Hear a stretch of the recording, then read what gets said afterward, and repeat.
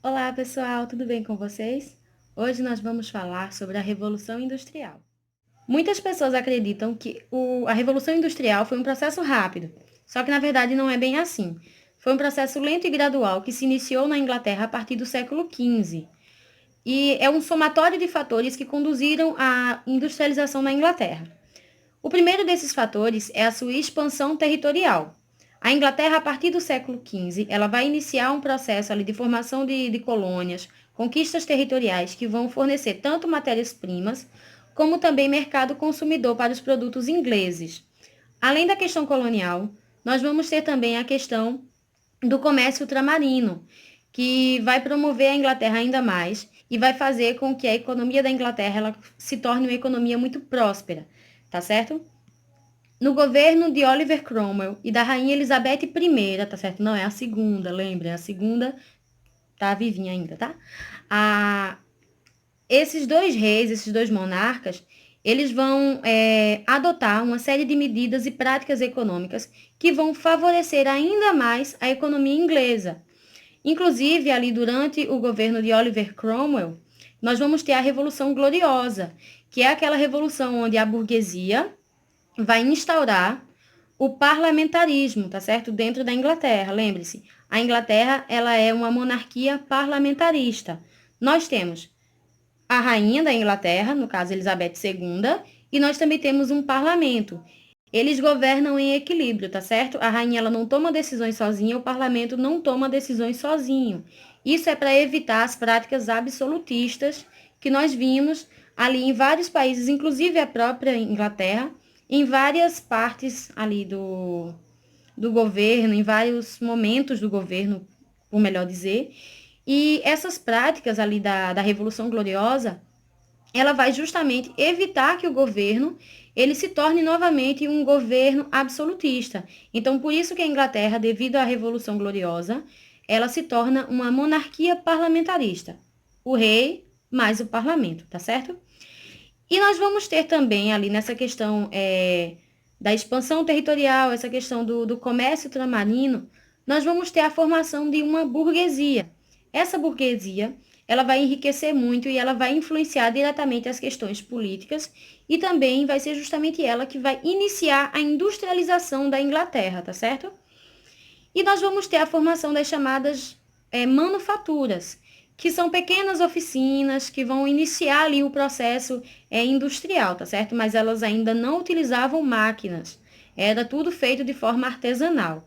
Mais para frente eu vou explicar para vocês cada uma das fases desse processo de fabricação, tá certo? Nós vamos ter o artesanato, que é o processo inicial, a manufatura e, por último, a maquinofatura.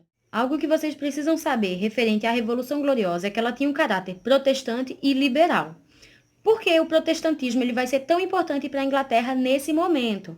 Porque a Igreja Católica ela condenava as práticas como lucro, né? Ela condenava as questões de juros, tudo isso a Igreja era totalmente contrária.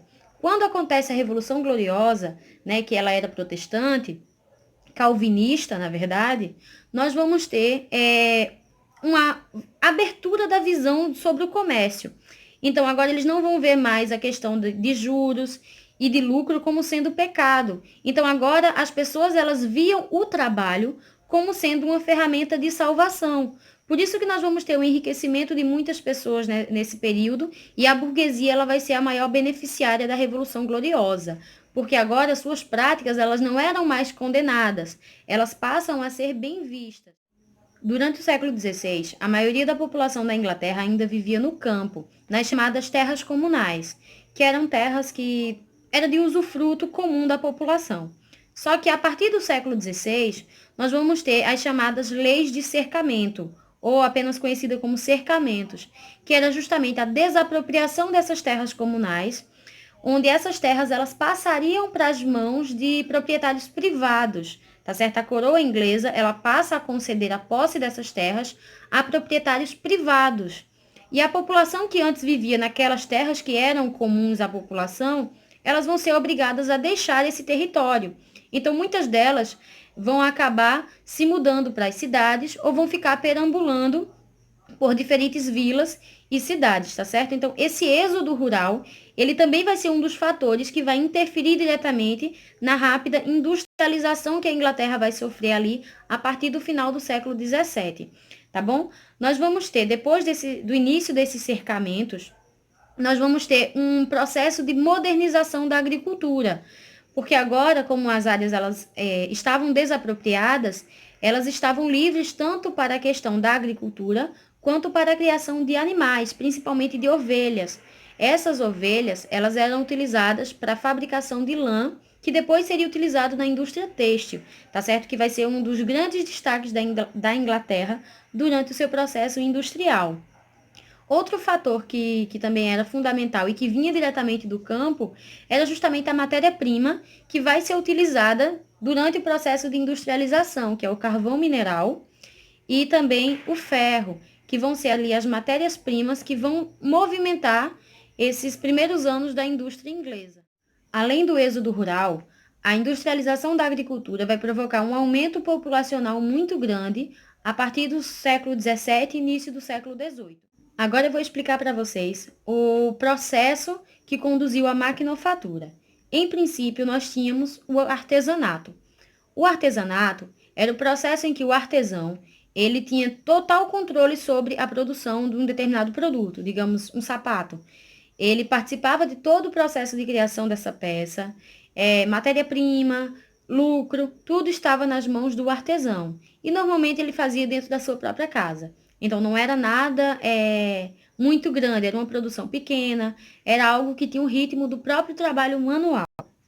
Com o passar do tempo, nós tivemos a instalação das primeiras manufaturas, que eram pequenas oficinas, que normalmente funcionavam em galpões ou em áreas próximas a oficinas e tudo mais, e ela reunia um pequeno grupo de artesãos. Esses artesãos, eles recebiam um determinado valor para fazer um determinado produto. Dentro dessas oficinas, nós tínhamos uma divisão do trabalho. Digamos, é um sapato, então uma pessoa vai cuidar da parte da costura, outra do corte, outro da parte de finalização. Então, nós vamos ter uma divisão do trabalho.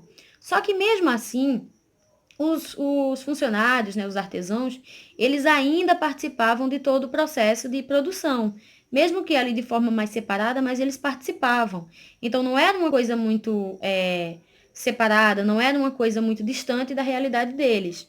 A única coisa que mudava é que agora eles não controlavam mais todo o processo de produção, não controlavam mais a questão da matéria-prima e nem do lucro. E eles recebiam um determinado valor para isso. Já no caso da maquinofatura, nós vamos ter uma indústria.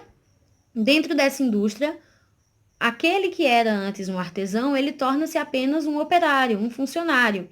E ele tem a sua função dentro daquela indústria bem delimitada. Você vai fazer isso, fulano vai fazer aquilo. Então agora, esses trabalhadores, eles não faziam mais parte de todo o processo de produção daquele produto. Muitas vezes eles sequer conheciam qual era o produto que eles estavam fazendo, porque eles passavam a vida inteira fazendo a mesma coisa. E eles não tinham mais o controle sobre a produção, eles não tinham mais o controle sobre a matéria-prima e nem sobre o lucro. Tudo isso agora estava nas mãos do dono da indústria, o burguês, tá certo? Então era ele quem controlava tudo. A questão da matéria-prima, a questão do trabalho, a questão dos lucros, tudo isso agora era do burguês, do dono da fábrica. A única coisa que pertencia ao operário era a sua força de trabalho, tá certo?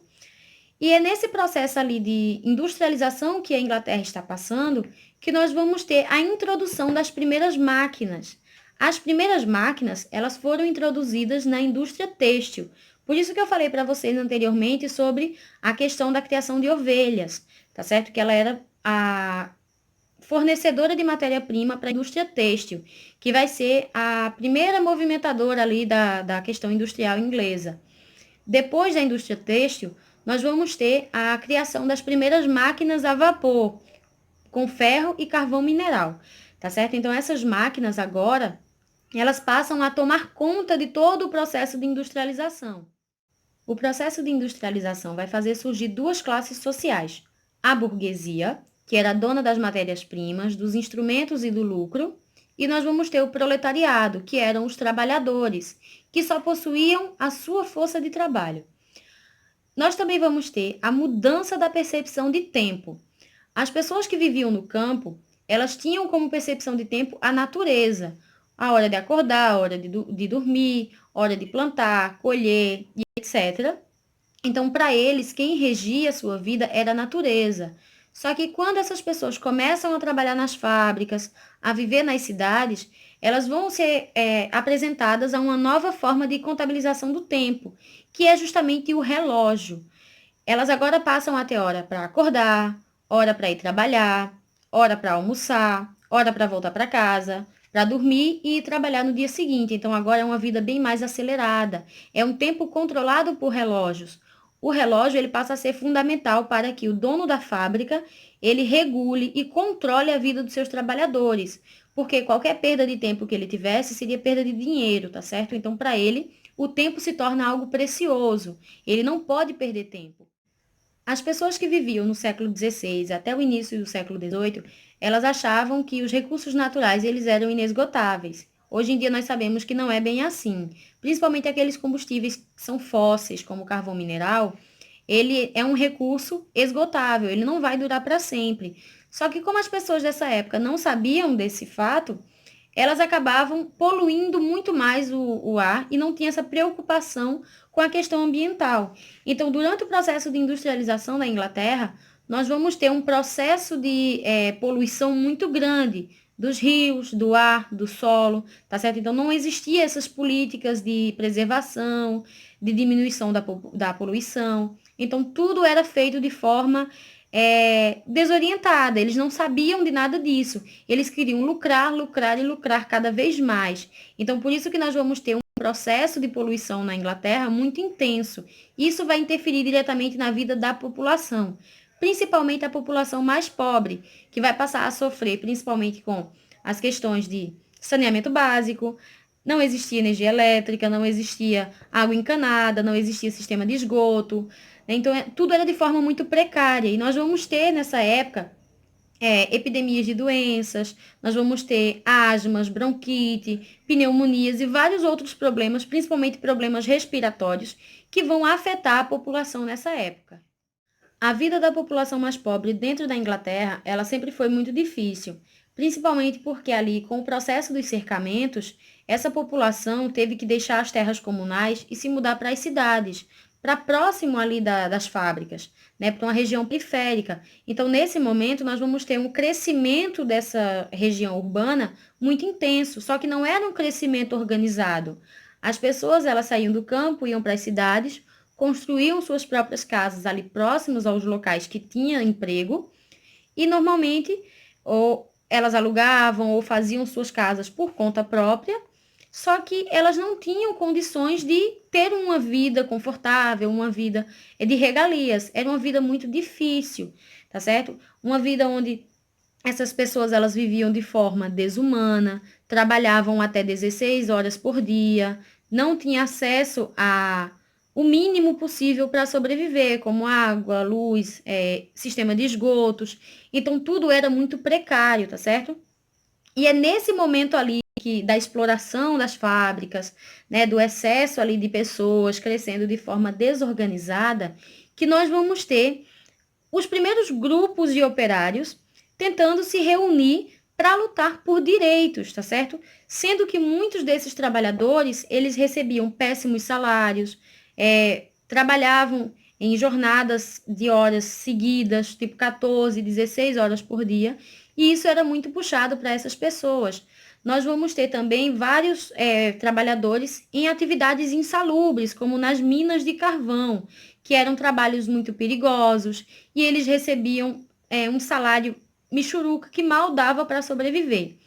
Então, essas pessoas, elas vão começar a se organizar em associações operárias, e depois ali essas associações elas vão passar a ser chamadas de sindicatos, onde eles vão se organizar para tentar conseguir leis que fossem favoráveis a eles, que garantissem seus direitos, que lhes garantisse proteção, melhores condições de vida e de trabalho. E é nesse contexto ali que nós vamos ter as primeiras greves. Essas primeiras greves, elas vão ser reprimidas pela burguesia, pela polícia, de forma muito violenta. Nós vamos ter prisões, nós vamos ter violência e alguns assassinatos ali, principalmente dos seus líderes.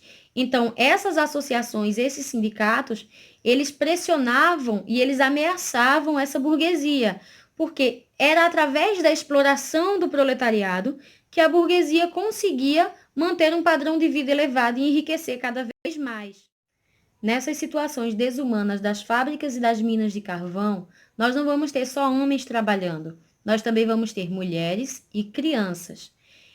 Normalmente, essa mão de obra infantil e feminina, elas eram pagas de forma mais baixa que o salário dos homens. Uma criança poderia receber até 3 vezes menos que um adulto, tá certo? E as mulheres também recebiam menos. Recebiam menos porque poderiam engravidar, tinha essas questões de período menstrual. Então, tudo isso fazia com que essas mulheres, elas tivessem seus salários reduzidos. E muitas dessas famílias, elas precisavam, às vezes, colocar suas crianças para trabalhar, porque elas não tinham condições de sustentar toda a família. Então, era importante que as crianças trabalhassem também, porque era mais uma boca para comer. E os salários, eles eram baixíssimos. Não tinha como somente o pai da família trabalhar. Então, muitas vezes, as mulheres e as crianças, elas eram obrigadas a trabalhar também. Além das famílias pobres, nós também vamos ter as crianças órfãs que eram entregues aos cuidados dos burgueses, e esses burgueses, eles colocavam essas crianças para trabalhar. E essas crianças, elas recebiam salários, muitas vezes, humilhantes, tá certo? No caso das mulheres, elas eram vistas como sendo mais frágeis, inferiores aos homens, porque elas engravidavam e porque elas tinham todo mês a questão do período menstrual, que afetava o seu trabalho. Então, isso fazia com que elas recebessem menos. E caso uma mulher engravidasse, ela não teria direito à licença maternidade. Ela seria dispensada, porque no seu lugar seria colocado outra mulher. Então, era muito fácil de você demitir e contratar alguém, porque tinha muitas pessoas procurando emprego, muitas pessoas desempregadas. Por isso que a burguesia, quando ela se sentia ameaçada em relação a alguma coisa, ela simplesmente demitia aquele funcionário e contratava outro, às vezes pagando até um salário menor. É nessa dura realidade das fábricas que vai surgir um movimento chamado movimento ludista, ou movimento ludita, que vai surgir entre 1811 e 1812. O nome do movimento deriva do nome do operário Ned Ludd, onde ele teria quebrado as máquinas da fábrica onde ele trabalhava. As pessoas que aderiram ao movimento ludista, elas culpavam as máquinas pelos baixos salários, pelas altas jornadas de trabalho e também pela questão do desemprego. Porque quando as fábricas elas começaram a se modernizar e as máquinas a vapor elas começaram a ser utilizadas, muitos funcionários foram dispensados, porque agora a máquina ela fazia o trabalho que antes esses operários faziam. Então, para que eu vou ter vários funcionários quando eu posso ter só um ou dois funcionários para operar a máquina e a máquina fazer a mesma função que aqueles outros funcionários faziam? E até mesmo de forma bem mais rápida. Então, essas máquinas, elas vão ser responsabilizadas pela questão da alta taxa de desemprego, que só prejudicava a classe dos trabalhadores. Então, esse movimento vai se espalhar de forma muito rápida dentro da Inglaterra e nós vamos ter vários episódios onde funcionários, né, operários, grupos de operários vão invadir as fábricas, vão queimar as matérias-primas e vão desmontar as máquinas, vão quebrar máquinas. Então, esse vai ser um movimento bem expressivo ali de organização dos trabalhadores, tá certo? De revolta trabalhista com relação a essa questão da realidade que eles viviam dentro das fábricas naquele momento. Além do movimento ludista, nós vamos ter um segundo movimento dentro da Inglaterra, chamado movimento cartista, ou cartismo, que é um movimento que vai surgir em 1837 e vai se caracterizar por ser o primeiro movimento organizado ali dos trabalhadores, pedindo melhores condições de trabalho e de vida. Entre as exigências que eles vão enviar para o parlamento, nós vamos ter a primeira delas, que era o sufrágio universal masculino, secreto, para todos os homens maiores de 18 anos, sendo que nessa época, na Inglaterra, só quem votava eram os homens que tinham posses. Eles também vão pedir uma participação do proletariado dentro do parlamento, que era algo que até o momento não era permitido. vão pedir redução de mandatos políticos, né? Dessa forma, eles iam evitar que a burguesia ela continuasse tendo todas as regalias que ela já tinha. E eles também vão pedir a diminuição da carga de trabalho, no caso ali da jornada de trabalho, que variava de 14 a 16 horas diárias. Esse primeiro movimento, esse primeiro manifesto, ele será enviado ao parlamento com aproximadamente 1 milhão de assinaturas. Só que ele vai ser recusado, ele não vai ser levado a sério. Como a primeira petição ela foi recusada, em 1840, o cartismo vai reunir um novo documento. Dessa vez, eles vão reunir 3,3 milhões de assinaturas, que era ali mais ou menos metade da população masculina dentro da Inglaterra. E eles vão fazer novas petições. No caso, ali, eles vão pedir a redução da jornada de trabalho e eles vão exigir melhores salários, tá certo? Então, essa questão dos direitos trabalhistas, da redução da carga horária de trabalho, né, a retirada das crianças das minas, das fábricas, vai ser um processo muito lento e que vai estar diretamente relacionado com essa questão das organizações sindicais, outras organizações de trabalhadores, greves, tá certo? Então, esse vai ser um processo muito lento e gradual que vai culminar nessas leis trabalhistas que nós conhecemos hoje, né, que vai garantir melhores condições de vida, de trabalho e salarial para a população. Gente, eu espero que eu tenha ajudado vocês, tirado dúvidas, tá certo? Fiquem com Deus, um forte abraço e se cuidem.